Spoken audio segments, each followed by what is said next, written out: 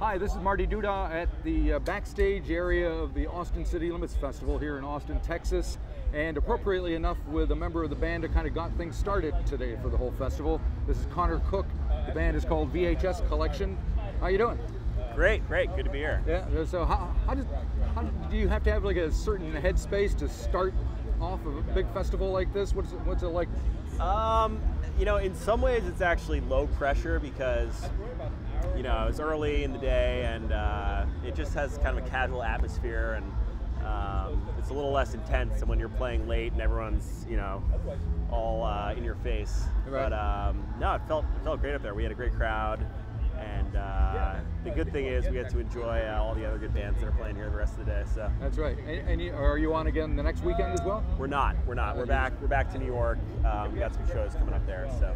And you also played Lollapalooza in Chicago as well? Yeah, we played Lollapalooza this summer, and we got a chance to play a show with Block Party as well in Chicago. And so, yeah, our summer was kind of gearing up for that, and played a bunch of shows out in California and LA and San Francisco and New York as well.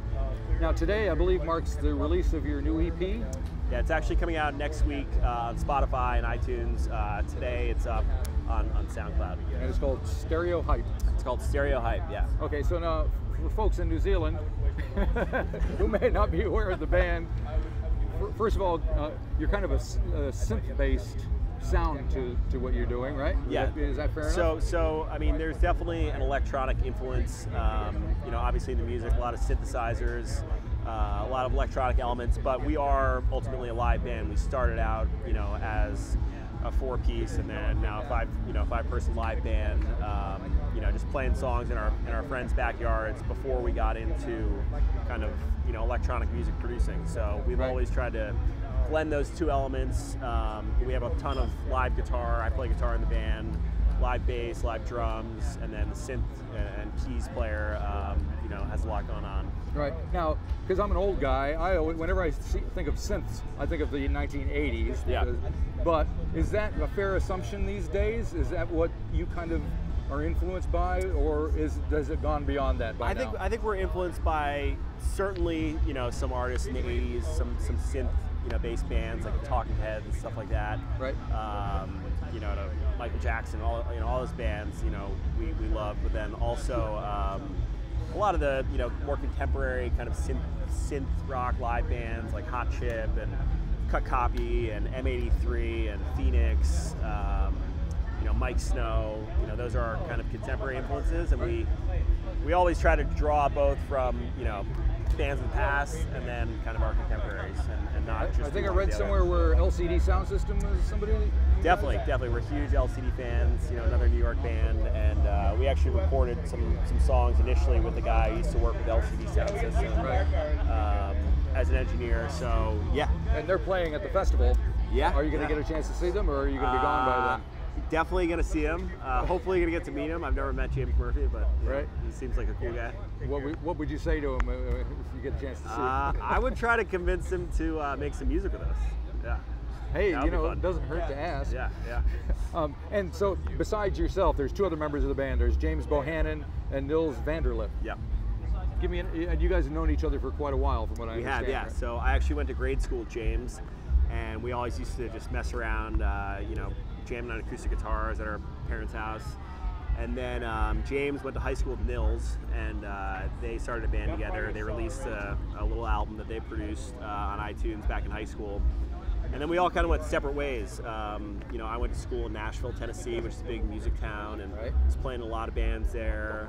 Were you playing country music? I was not playing country music, but I was playing like kind of some more jam band oriented bands, stuff like that. And then Nils had gone to Berkeley School of Music for a bit, and James was in school in Connecticut, but he was just writing a lot of songs. And so years later, when we were all in New York, you know, we got together and started playing, and yeah, just one thing led to another, and just kept it going. So you got a couple EPs out. Have you got a full-length LP out yet? We have not. We released our first EP about a little over a year ago. Right. And then we kind of spent, you know, 6 months just like writing songs ourselves in our, you know, we have little home studio setups where we write songs on our laptops.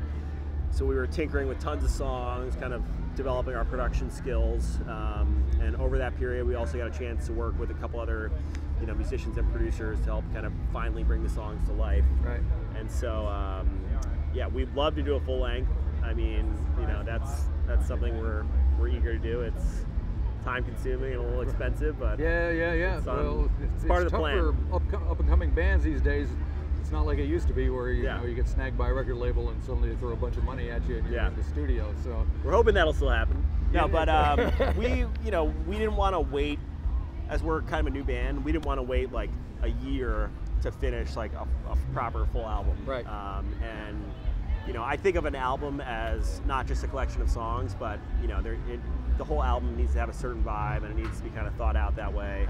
Right. And so that's something we want to do, but given where we're at as a band, I think it just made more sense for us to just record kind of singles and put them out and hopefully build a fan base that way.